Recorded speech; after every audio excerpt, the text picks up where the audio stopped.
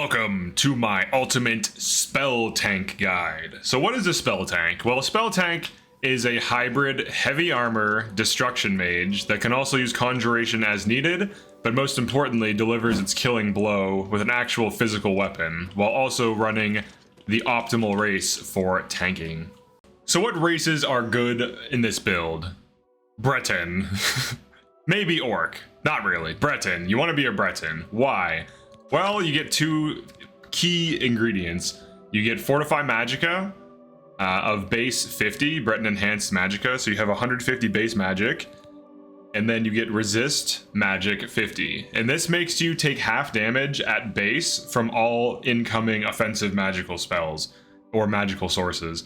I think this also scales down incoming enemy enchantments as well. So this gets you tanking magical, and then you also have improved magic pool. So for this build, I went armor, athletics, blade, heavy armor, conjuration, destruction, restoration. Now, the build itself, you can use any of these resources as needed or as you please in terms of like killing. So like if I want to use conjuration, I can, but I usually don't with this build. But if I need it, if I'm like overwhelmed with several enemies at once, then I can like start spamming summons and be fine. You might notice that my blade is like really low even though I'm level 28, and that's because I deal so much damage with magic scaling through my sword that the actual sword itself doesn't really hit that often.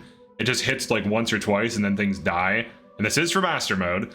Then restoration is used for resist magic, for ramping if you want it. You don't have to. We'll talk about ramping later. Or just for straight up healing. And also tanking. And for other skills that were important to the build, I did level up Alteration and Illusion to 100. Illusion, largely by itself, doesn't do that much because all you can really do is like Paralyze and Calm and Frenzy and stuff like this. There are ways to make it so that you like Frenzy something and it works on high level things if you have 100% spell effectiveness. Just know that having 100 Illusion is useful for a very specific reason that you'll see once we go into the spells. Alteration is just nice to have if you want to like hit armor cap and you're not maxed out armor cap yet. You can just cast a shield spell for cheap and just do whatever. Also, you can unlock things. Those are the two main reasons I like to run it. And of course, feather. Now, heavy armor, when you don't have it maxed out, you move pretty slow. So one of the cool things about 25 acrobatics is this dodge. Look at how slow I move. Look at how fast I move with dodge. So if you need to get the hell out of dodge, you can use this. So this is while blocking, and you hit jump to activate this. So you can essentially like dodge huge attacks, reposition. You can also use it to move towards things. The birth sign also matters. We're running the mage. You can run Atronach if you want to deal with the lack of mana regen. There are ways of getting around it. Mostly through alchemy. You might notice I'm not using alchemy at all in this build. I'm not a huge fan of alchemy, not because it's not powerful, but because I don't like managing all these ingredients and crafting potions all the time. But obviously once you hit 100 alchemy, it's pretty streamlined. So if you want to run alchemy, that's also viable. But the mage has no downsides. If we're trying to tank, we might not want to take the apprentice unless we're going to rush 100% magic resist right away. So getting that extra 50 magicka relative to the mage isn't really valuable unless you know for a fact you're going to be getting like 100% magic resist, because otherwise you take more damage instead of less from magic. Even on the 50% reduction, the 100% vulnerability from apprentice is actually a liability for a build like this. And even with like armor cap, you do still take like decent damage from certain enemies and certain attacks, so you will want to block as needed. Now, another thing you could run in addition to everything here is you could hit like 100 block. You can go for the shield bash for 75 block. I usually don't block that many attacks because I kill things. I just have the shield for armor and for panic blocking if I'm in like a bad situation. So that's pretty much it for the setup. So I know you need a demonstration, so let's check this out. So here is a Dremora Lord. This is a pretty high level summon. This is a master level summon. These guys do not die easily. So the combo I'm about to show does drop them pretty easily.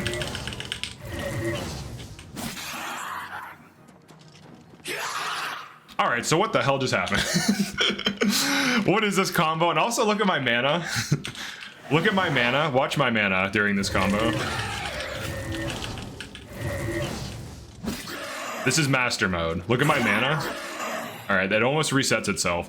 So I did a lot of min-maxing, and I figured out essentially a broken combo for this build specifically. All right, so we have two options for our first spell. We have a ranged option. I just named this Chaotic Silence because it silences. I named it Chaotic, meaning like multi-element and silence, so that I know it silences. I'm not trying to make the name sound cool. That's just like so that I know what the hell it does. All right, so weakness to magic 10, fire, frost, shock, poison 10 seconds, silence 5 seconds. Why 5 seconds? So it's actually a cheap effect, and what it lets me do is if there's an enemy that is far away, especially an enemy that summons things or does annoying spells, I will hit it with this spell, assuming it's not moving. I will hit it with that spell, and that will silence it. And then as it's silenced, I sprint over to it to close distance gap. Because when you're exploring in the game, you will see an enemy, and you have to go attack that enemy, and then you have to go rush that enemy down on a melee build, if you're trying to get within melee range to hit something. So the silence helps me close the distance gap without eating spells. Now, obviously, if I'm 100% magic resist, I don't have to worry about that. I could enchant my armor to do that.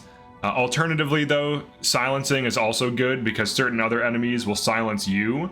And in addition to that, they can summon things. And then the second spell, I called it Chaotic Fall because it paralyzes. Paralyze for 1 second is super cheap at 100 illusion. It's ridiculously cheap. I think it's like 10 magicka or something. And most enemies can be paralyzed. The ones that can't are Spider Daedra and what else? I think Daedroths can. I think Storm Atronachs might not be able to, but definitely Spider Daedra can't be paralyzed. I think Zivali can, and the normal Daedra dudes can, because we see it working on one right here. So we silence for 5 seconds as we close distance gap, we debuff further, we paralyze, and then we use this ability, the third ability. I just call it Chaotic Decay. So weakness to magic. So this is actually a third ramp. So why alternate between 1 and 2 when 3 could also ramp? This is my new line of thinking for this, because ramping to 3 means that you only really need 100 magnitude worth of damage to kill. So we have weakness to magic, fire, frost, poison, shock for 5 seconds, because we're going to be right next to the enemy about to kill it. So it doesn't have to last that long. And then it also does fire damage, frost damage, shock damage, and then poison damage.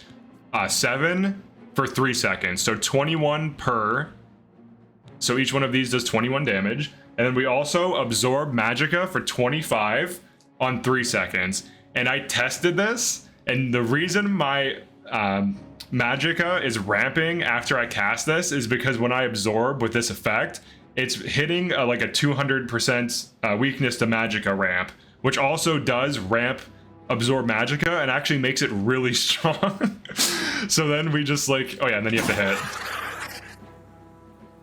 So the final part of the build, so you ramp into all these things, you reset most of your magicka, and then you simply just whack the enemy once with this specific weapon. So what does this thing do? Now, the actual weapon, it honestly doesn't matter. It could be an iron dagger. It truly doesn't matter. Fire damage, 5 for 3. Frost damage, shock, damage, health, 5 for 3. So essentially this is 60 damage. And then also absorb magicka 5 for a little bit of chip magicka for if we're dueling.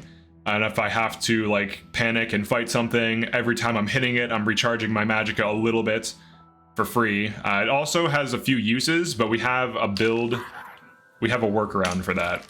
So this sword only will have like 18 to 20 uses because it has 60 damage over 3 seconds per hit, right? Now, how do we recharge that? You're gonna wanna do the Azura Star quest. And then you're also going to want to map Azura Star to one of your hotkeys. And what this allows you to do is whenever you cast Soul Trap, or if you just Soul Trap in general, you can reset your Azura Star and just hit your hotkey button to recharge without opening a menu. It's super convenient. Make sure you don't pick up excess soul gems, or if you do, sell them or get rid of them, because what will happen is it'll randomly fill other gems sometimes, but you only want Azura Star to be the thing being filled, because as soon as it gets filled, you immediately pump it back into your weapon. And another thing that's really cool that you can do is if you don't plan on using a summon, you can actually grab like any summon, especially one that can be soul traps. The Dremora Lord cannot be, so we're gonna use a Daedroth. So I'm gonna map this to 5. And then I'm going to change my spell to something with Soul Trap. So you want some kind of Soul Trap spell. So like something like this. Daedroth, I think, are weak to fire. But either way, like you make a Daedroth, you do your business, you kill it, you Soul Trap it, Azura Star. And you can summon these as much as you need to refill in and out of combat, but especially out of combat. Alternatively, if you go kill Umbra, which is very easy to do with this build, and you do not finish the quest, you can kind of see where I'm going with this. You can get a Soul Trap for 120 seconds and it weighs nothing. Also, look at the damage on this. The Umbra 125 durability is 21 base versus the Daedric Longsword's 18. So if you want something to Soul Trap with, this is also an option as a backup. So there's that. And then you can also map Repair Hammer. This is some utility that's nice to know. You can go to your Repair Hammer and actually map it to a hotkey. So I have mine mapped to 8. So I just have to hit 8. And then I can repair. I don't have to open up my menus. So 7 is Azura Star, 8 is repair. Super convenient, super quick. I don't have to dive into menus all the time. For other things, I haven't finished the enchantments on my build yet, so I could be like running plus 50 magicka on all these for absurd magic. But you saw here, like the build doesn't really need that much magic. And I do have an alternate spell to show. So this range spell costs me 76 for 10-second debuff and then 5 seconds of silence. I have an alternate that costs 35 that's melee range. So this one does 7-second debuff, touch range, and then 3 seconds of silence. With the idea being, I'm just gonna run up to whatever is attacking me, point blank silence and debuff it, cast my second thing, cast my damage, magic absorb debuff, because my second spell now paralyzes. So we go silence, paralyze, magic absorb, and then we hit the enemy once and kill them. So let's demo the cheaper version of the combo that's touch range only. So there's spell 1, spell 2, spell 3, hit. So it kills and almost fully resets my bar. But also consider that I summoned a thing first. Like I did a summon that cost me a lot of magicka. So if you were to use this combo against an enemy, you actually could easily profit energy. Or, I'm sorry, energy. You could easily profit magicka or break even. And also, if you add additional hits, you kill faster. All right, let's stress test this build now. Now there's quite a lot of enemies here. And I have a unique version of the build. The new spells. First, let's get everyone balled up. Let's get them all in a nice group.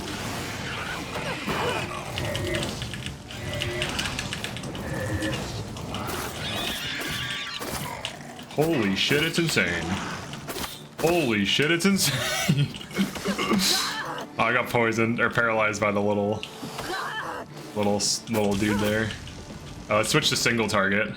I completely did a different thing. I wanted to show you the AoE potential of the build, because one of the issues you will run into is if you run the single target, it's not going to be as good against groups. So you can create alternate versions of the spells that have at least a 15-foot radius. So here are those versions. We have AoE debuff, which does the debuff of the first spell, but 15-foot radius. And then we have the AoE paralyze. Now AoE paralyze is really good. It takes a huge group of problems and just puts them on the ground for a second, which gives you a lot of time to chill out, get your bearings, and most importantly, spike them to death. So paralyze, 15 foot, weakness to everything, 15 foot, 6 second duration. And then you do your big, where is it? AoE nuke. So 15 foot weakness for 5 seconds to everything, and then you also do 7 points of damage over 15 feet for 3 seconds. So each one of these is 21 points of damage.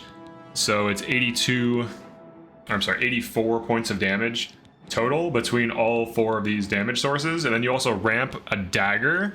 And the point of the dagger, so you can run either. You can run a longsword for just single tapping, so you just whack once. So you want the higher base damage on the weapon.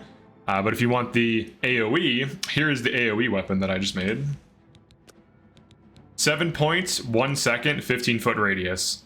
Except for the poison, which I have at 5 points, so that I can get the uses down.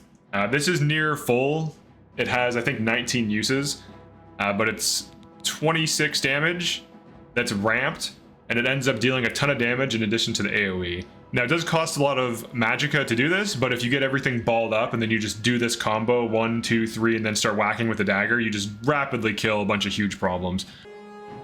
So we can go for the silence one. So that's our new one. Then we can go for chaotic fall. Now, the paralyzed doesn't affect spiders. And then there's chaotic decay for the single target. And then, of course, I can pop a heal really quick and dodge the mini spider. Get the regen. There we go. Alright, so not so bad. If I would have done the single target, I probably would have died. This is a Zivali, a Daedroth, a Clanfear, a spider. We killed them all pretty quickly. Let's talk about ramping. So ramping can be nice if you don't want to mess around with alchemy or spamming potions. So what you do is you create a few spells. There's different types of ramps. There's short ramps, there's long ramps, there's stepped ramps where you go from like ramp 1 to 2 to 3, and in order to unlock the willpower increases, which are the end goal to increase mana regeneration, you have to improve your magicka. So all ramping does is it gives you more base magicka for at least 120 seconds, and then fortifies willpower, improving your regen. So you have more magicka to work with, and you also regenerate that magicka faster. All right, let's look at this build under probably less pressure.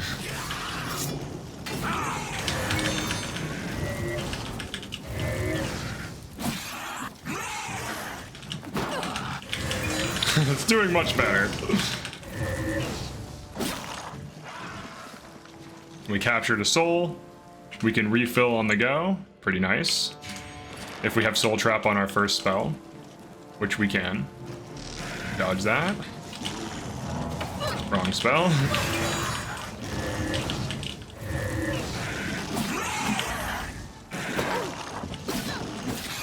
Oh, looks like I hit the Daedroth. There. Now we can DPS off of 1 and 2 a little bit. If we're low on mana, we can also always pop a Welkin Stone.